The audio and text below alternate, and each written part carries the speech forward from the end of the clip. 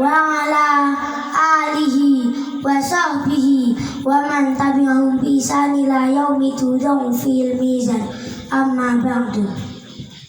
Segala puji bagi Allah yang telah menurunkan Al-Quran sebagai petunjuk bagi manusia dan penjelasan-penjelasan mengenai petunjuk itu dan pembeda antara yang hak dan yang batil. Rahmat dan keselamatan semoga tetap seorang atas yang berakhlak Al-Quran, yaitu junjungan kita Nabi Muhammad SAW, pembela kita dan penyejuk pandangan kita beserta keluarganya, sahabatnya, dan orang-orang yang mengikuti mereka dengan baik sampai hari ditegakkannya timbangan amal. Pada kesempatan yang berbahagia ini, saya akan menyampaikan sebuah uraian dengan judul Menjadi Generasi Qur'ani Sejak Dini. Namun sebelumnya, tolong nanti bapak-bapak, ibu-ibu jawab saya. Ingat Pak, ingat Bu, jawab saya. Bapak-bapak, ibu-ibu, pripun kabare? Bapak-bapak, ibu-ibu, pripun kabare? Bapak-bapak, ibu-ibu, bapak-bapak, ibu-ibu, bapak-bapak, ibu-ibu, pripun kabare? Alhamdulillah. Ya, menjadi generasi Qur'ani sejak dini. Pertama, berbicara tentang generasi, di mana kita semua sebagai anak-anak Madrasah Raudhatul Muhtadin, walaupun saat ini masih kecil-kecil, tetapi beberapa tahun lagi kita akan beranjak dewasa. Dan pada saatnya kita akan menjadi pemuda yang merupakan generasi yang akan melanjutkan estafet kepemimpinan di masa yang akan datang. Jadi, apabila kita ingin melihat masa depan bangsa, masa depan negara, masa depan agama nanti, maka lihatlah pemudanya saat ini. Tidak usah jauh-jauh di Indonesia saja, apalagi kuantitas penduduknya sangat besar, tetapi sayangnya tidak diimbangi dengan kualitas. Terbukti banyak pemuda yang sudah terseret arus perkembangan zaman. Sekarang banyak kita lihat para pemuda, bahkan anak-anak yang di jalanan, yang entah tidak tahu bagaimana nasibnya. Banyak pemuda yang terjerat narkoba, banyak pemuda yang terjerat narkotika, sampai alatnya sudah mulai tidak teratur lagi.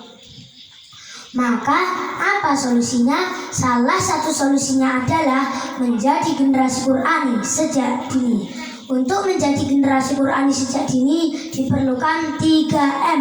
Apa itu 3M? Apa Pak? 3M. Apa Bu? 3M. M yang pertama mempelajari, M yang kedua memahami, M yang ketiga menerapkan dalam kehidupan sehari-hari. Namun fenomena yang sering kita dapatkan di masyarakat kita, banyak teman-teman setelah menghatam Al-Quran sudah malas untuk mempelajari Al-Quran lebih lanjut. Padahal seharusnya dinaikkan tingkatannya, karena dapat membaca Al-Quran adalah kunci. Sekali lagi, dapat membaca Al-Quran adalah kunci untuk bisa memahami dan mengamalkan Al-Quran. Iqra'ul Qur'ana fa innahu ya'ti yaumal qiyamati syafi'al ashabi.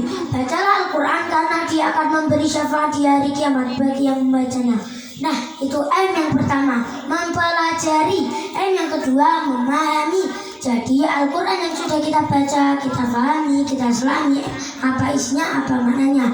Karena di dalam Al-Quran banyak sekali ilmu-ilmu, cerita-cerita yang dapat kita ambil hikmahnya. Coba kita tengok sejarah keemasan Islam pada masa Bani Abbasiyah, terutama pada zaman Kekhalifahan Harun al-Rashid, dikenal dengan The Golden Age Story of Islam, di mana wahyu Al-Quran digali dengan pondasi iman, kemudian dikembangkan dengan ilmu pengetahuan yang kemudian melahirkan tokoh-tokoh besar yang ilmunya menjadi rujukan dari dulu sampai sekarang. Seperti Ibnu Sina sebagai tokoh kedokteran, Ibnu Khaldun sebagai tokoh sosiolog, Al-Khawarizmi, al-matematika, Al-Razi, penurus dan sebagainya. M yang ketiga, menerapkan dalam kehidupan sehari-hari. Sebaik-baiknya kamu adalah orang yang belajar Al-Quran dan mengajarkannya. Dari korelasi hadis tadi dapat kita ambil hikmahnya bahwa menjadi apapun itu baik, tetapi akan lebih baik lagi menjadi seseorang yang selalu belajar Al-Quran dan mengajarkannya.